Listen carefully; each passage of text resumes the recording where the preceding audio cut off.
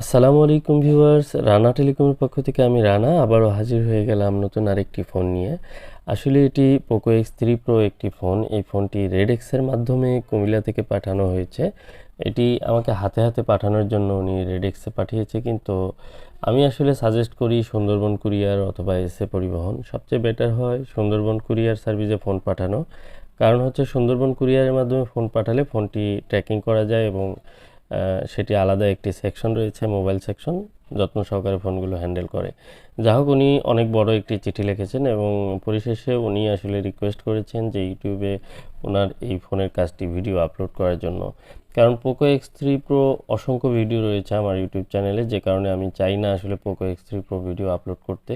কারণ প্রতিদিন অনেকগুলো পোকো X3 প্রো কিন্তু কাজ করি, আসলে সবগুলো ভিডিও করাও সম্ভব হয় না। তাই ছোট্ট করে চেষ্টা করব ভিডিওটি তুলে ধরার, পাশাপাশি কিছু গুরুত্বপূর্ণ কথা বলবো, কিছু তথ্য থাকবে। আশা করি পুরো ভিডিওটি দেখবেন। তো একটি পোকো X3 প্রো যখন ডেড হয়ে যায় তখন আসলে আমরা অনেকেই হতাশ হয়ে যাই, ফোনটি ডেড হয়ে গেল, কি করা যায়। আসলে একটি পোকো X3 প্রো ডেড হয়ে যাওয়ার পর সেটির প্রথম কাজ থাকে সিপিইউ রিবোলিং। আর নর্মালি আমরা রিডিংটি চেক করে দেখি, রিডিংটি যদি 15 থেকে 16, 17 এরকম রিডিং থাকে তাহলে কিন্তু আমরা এই ফোনগুলো সিপিইউ রিবোলিং করি।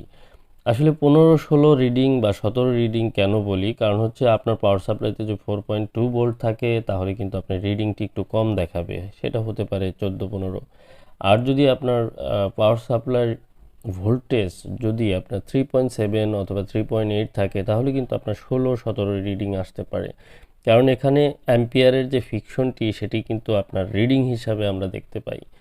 যা হোক, এটি ভিন্ন একটি বিষয়। তো আসলে এই জন্যই আমি ফিক্সড একটি রিডিং বলি না যে এই রিডিং থাকলে আপনারা ধরে নেবেন সিপিইউর প্রবলেম, তা কিন্তু নয়। আর এই রিডিং কিন্তু অন্যান্য প্রবলেমের কারণে এই রিডিং আসতে পারে, কিন্তু যেহেতু একদম ইনটেক ফ্রেশ একটি ফোন হঠাৎ করে বন্ধ হয়ে যাওয়ার পর যদি আপনারা এই রিডিংটি পান এবং 5, 6 এরকম রিডিং পান তাহলে ধরে নেবেন এটি শুধুমাত্র সিপিইউ রিবোলিং বা র্যাম সিপিইউ রিবোলিং করলেই প্রবলেমটি 99% সলভ হওয়ার সম্ভাবনা রয়েছে। এরপরেও আমরা অনেক শুনে থাকি অনেক সময় যে বিভিন্ন ভালো ভালো শপে ফোনটি দেখানোর পরেও কিন্তু ফোনটি কমপ্লিট হয়নি। আমার ভিডিওতে অনেকে কমেন্ট করেন, হোয়াটসঅ্যাপে অনেকে মেসেজ দেন, ঢাকার বড় বড় শপে তারা দেখান কিন্তু ফোনগুলো আসলে হয়নি, বা অনেক জায়গাতে এই ফোনগুলো হচ্ছে না। ইন্ডিয়াতে অনেকেই 4-5টি ভালো ভালো শপে দেখাচ্ছেন কিন্তু ফোনটি হচ্ছে না। তো কারণটা কি? কারণটা হচ্ছে এত কমপ্লিকেটেড একটি কাজ এই সিপিইউ রিবোলিং বা এই ডাবল ডেকার সিপিইউটি অনেক সেনসিটিভ। এটি আসলে সিপিইউটি খারাপ হওয়ার চান্স অনেক বেশি থাকে। যারা খুব বেশি এক্সপার্ট তারাই একমাত্র এই কাজগুলো বেশ ভালোভাবে সফলতার সাথে করতে পারেন। এরপরেও আমি যে এতগুলো পোকো X3 প্রো কাজ করেছি, এরপরেও আমার কাছেও কিন্তু দু একটি ফোন মিসিং হয়। যেমন রিসেন্টলি একটি কাজ আমার হাতে রয়েছে, মেহেরপুর গাঙ্গিনীর পাড় থেকে পাঠিয়েছেন। এই ফোনটিতে ফোনটি খোলা হয়েছিল এবং যে কপারের যে পেপারটি সেটিও রিমুভ করা হয়েছে। ফোনটিতে মনে হচ্ছে না যে তেমন কোনো কাজ করেছে। সিপিইউ রিবোলিং করেই প্রবলেমটি সলভ হওয়ার কথা, কিন্তু আমি খুব সুন্দরভাবে নিখুঁতভাবে সিপিইউ রিবোলিং করেছি, একাধিকবার রিবোলিং করেছি। সিপিইউতে কোনো ফিজিক্যালি ড্যামেজ নেই, কিন্তু রিডিং 16-17 উপরে আর আসে না। সেখানে আপনার একটি সিপিইউ র্যাম ব্যতীত সিপিইউ রিবোলিং করে লাগানোর পর ফোনটিতে কিন্তু রিডিং 20-22 এরকম আসবে, এলইডি ব্লিঙ্ক করবে, তাহলে কিন্তু একটি রেসপন্স ভালো মনে হবে। কিন্তু সেরকম কিছুই আসছে না। আসলে অনেক বেশি ট্রাই করেছি, আর গত রাত্রে আমি এত বেশি কাজ করে প্রেশার নিয়ে কাজ করেছি, রাত্রি 12টা পর্যন্ত এই ফোনটি নিয়ে ঘাটাঘাটি করার পর ফোনটি কমপ্লিট না হয় আমি আমার নিজের পার্সোনাল মোবাইলটি পর্যন্ত আমি আমার শপে ভুলে রেখে এসেছি। যা হোক, হয়তো অনেকেই মেসেজ দিচ্ছেন বা অনেকে হোয়াটসঅ্যাপে নক দিচ্ছেন, কল দিতে পারেন, হয়তো আমাকে পাচ্ছেন না, আমি জানি, আমি দুঃখিত, এটি আমার ভুল হয়ে গেছে। আসলে কাজের অত্যাধিক চাপের কারণে আমি অনেক কিছুই কন্টিনিউ করতে পারছি না, অনেক কিছু হ্যান্ডেল করা আমার জন্য খুব কষ্টকর হয়ে যায়। আর আপনারা হোয়াটসঅ্যাপে যারা মেসেজ দিবেন আমি বলবো সরাসরি আপনাদের প্রবলেমটি, ফোনের মডেলটি বলে আপনারা মেসেজ করবেন, কারণ বারবার আমি মেসেজের দিকে লক্ষ্য করতে পারি না। কারণ প্রতিনিয়ত আমাকে কাজ করতে হয়, আমি যতক্ষণ শপে থাকি আমি কন্টিনিউ কাজের মধ্যেই থাকি। আসলে এর পাশাপাশি আপনাদের সঙ্গে কন্ট্যাক্ট করতে হয়, অনেকের সাথে কথা বলতে হয়। তো অবশ্যই আশা করি বিষয়টি বুঝতে পারেন। আর এই প্রসেসর রিবোলিং এবং সিপিইউর যে কাজগুলো এটি একেবারেই অ্যাডভান্স লেভেলের একটি কাজ। সামান্য অন্যমনস্ক হয়ে গেলে একটি ফোন কিন্তু ডেড হয়ে যেতে পারে।